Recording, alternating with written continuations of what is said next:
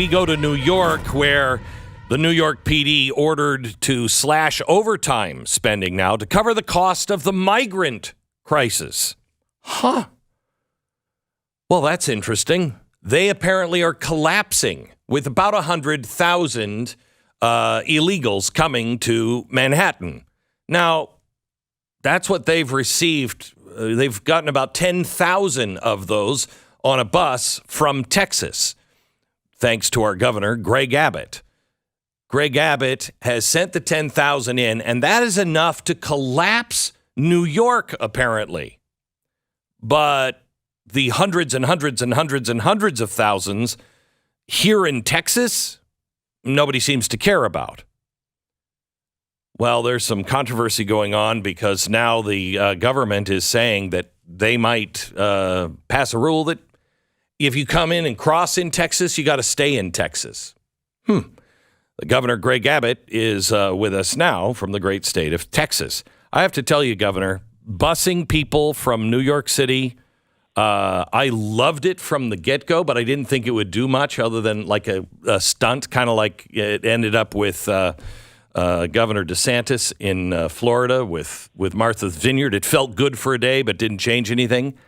This is the biggest game-changing border policy I have ever seen in almost 50 years of broadcast. Thank you. Well, of course, and it's not just what's going on with Mayor Adams in New York. Look at Lori Lightfoot in Chicago. Yep. Look at what's going on with Karen Bass out in Los Angeles. Listen, they're all reacting the same thing or the same way. They are all sanctuary cities. They've all told the world, we want your tired, your poor, your illegal immigrants, and we want them here. We're going to provide food and lodging for them. And then when they actually have to live up to these liberal promises they made, they collapse like a cheap tent. Let me tell you something. There's no way that the mayor of New York would be able to last a week in the state of Texas dealing with what we have to deal with. It's shameful the way they act. It's crazy the kinds of things they say. But it is time for America to have to share this burden that Texas has had to deal with. How many do we have here in Texas now? I mean, I know he can't handle the 10,000 from Texas. There are towns in Texas that are getting at least 10,000, a day or a week. How many are actually here in Texas? Well, first, I'll tell you that the catalyst for this busing operation actually wasn't to try to put burdens on New York. It was actually to try to help out those small communities on the border, right? The Del Rios, the Eagle Passes, the communities that the Border Patrol were dropping these illegal immigrants off. And we said there's no way that we're going to be able to deal with this. And so we began to put them on buses, initially going to Washington, D.C., and eventually New York, et cetera. But my point is that these illegal immigrants do not stay in Texas very long at all, a day, maybe 2 days. And then they are put on buses and bussed out to other areas across the country. That's what Texas is doing. In addition to what Texas is doing, in far greater numbers, the Biden administration is doing the exact same thing. So my point, Glenn, is that they're actually not staying in Texas very long at all. So the Biden administration, how many are being shipped out from this just one border state to go elsewhere? I can give you percentages. I don't have the precise number. The percentages would be, in the 90% range, 95% range. Oh, my gosh. There's not very many that are staying in Texas. And that is what is leading to the extraordinary volume that New York is dealing with, that Massachusetts is dealing with, that Illinois and Chicago are dealing with, that California is dealing with, et cetera. So the Biden administration last week said that they were considering making sure that if you cross into Texas, you have to stay in Texas. If they did that, it feels like the federal government is specifically targeting Texas. Is that payback for what you and Paxton have put him through in the Supreme Court? Is that to change us blue? Is it to break our backs financially. Why this seeming vendetta against Texas?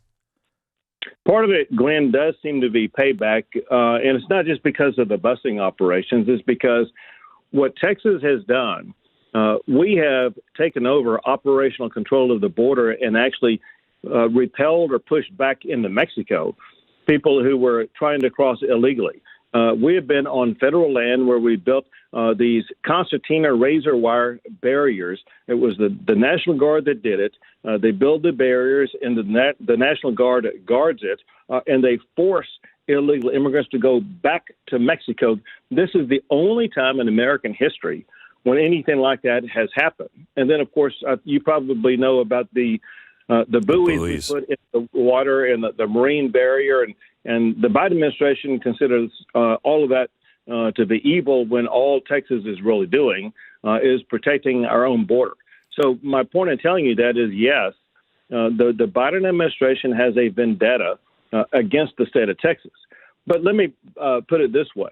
The president is right in thinking that these migrants have to stay somewhere as opposed to going all across the country.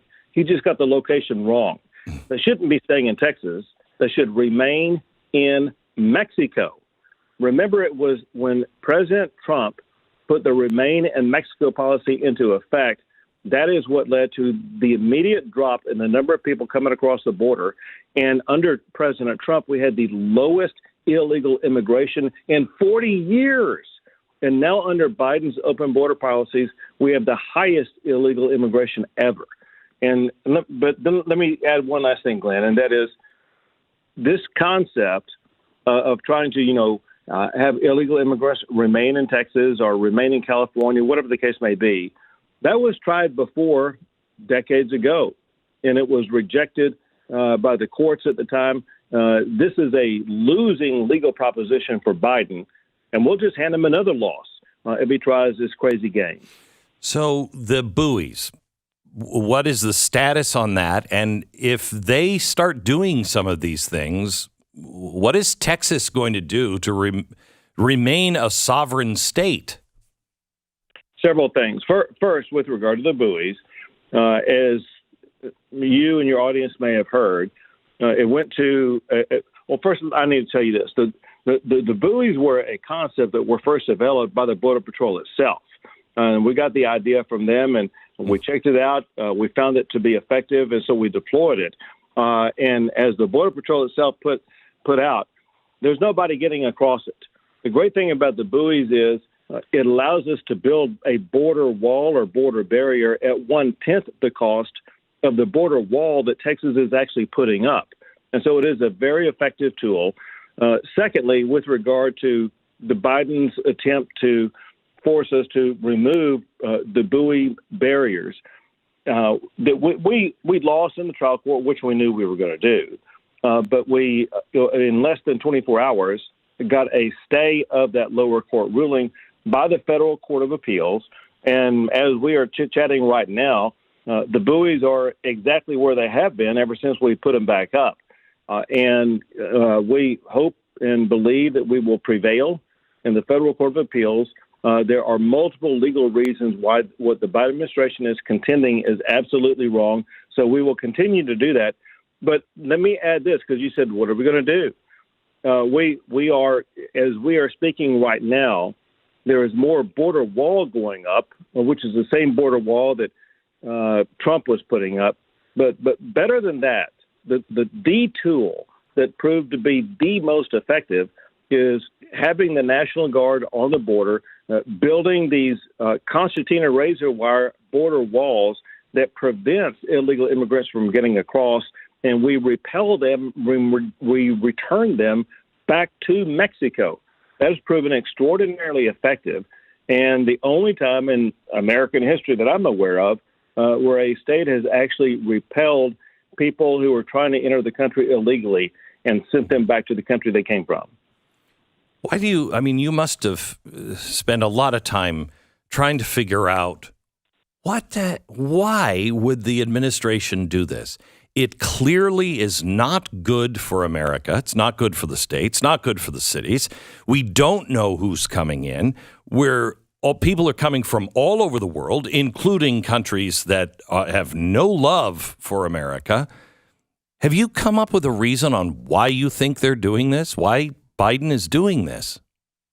So one thing you mentioned about some of the people coming across the border who have no love for America. So we apprehend Chinese and Russians and people from hostile nations all the time. And in fact, Glenn, under Joe Biden, there is a record number of people coming across the border who are on the terrorist watch list. Correct. And those are the ones that we apprehended. They pay more to try to evade being caught.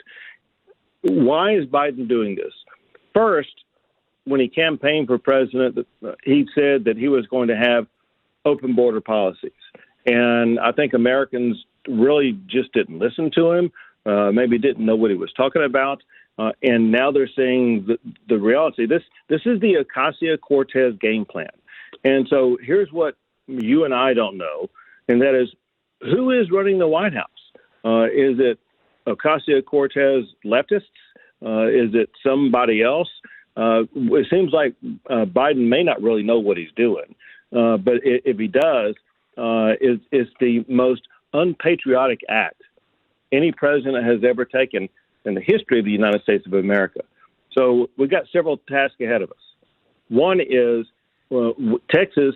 Texas is using more than $10 billion of our own state funds to secure the border, and we will continue to do so as we work our way through this presidential election. And we have to put a president in place who's going to have as job one to uphold their oath, fulfill the constitutional mandate that they secure the border and maintain national security so that we don't lose our country. And so I think Biden's days are numbered.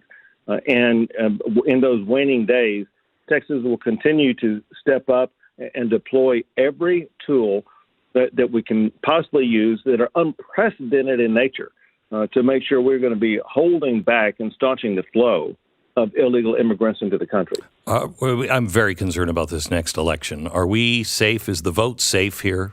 Have we done anything to strengthen the security of the vote? Absolutely, yeah. In Texas, for two separate sessions or two successive sessions, legislative sessions, we have passed the strongest election integrity laws in the United States of America. As a reminder, before I was governor, I was the attorney general, and I filed legal action after legal action, cracking down on voter fraud and putting people behind bars for it, and we continue to send that message. Separate from that, however, with regard to the election process itself, we have put reforms into place to make sure we have security. And let's go back to what happened just this past election. This past election, for your audience, those who don't know, we have 254 counties in the state of Texas. And let's say 253 of the 254 were able to get their votes counted on election night the way they were supposed to. The only one that was unable to do so, even in days, was Harris County. Harris County is where Houston, Texas is. And so this past session, we passed about 10 laws that cracked down on the way that the city of Houston and Harris County were not following the law as we had prescribed with regard to fair and accurate elections, making sure that the election process in Harris County was going to be even more secure. Governor, I know you have to run. Thank you so much. Really appreciate it. Thank you for bussing those people in. Again, you have completely changed the narrative. It is the only thing I have seen in my entire broadcasting career that has changed this narrative. It's a different game today because of you. Thank you. Thank you, Glenn. Take care. Bye-bye. Governor Greg Abbott, great state of Texas.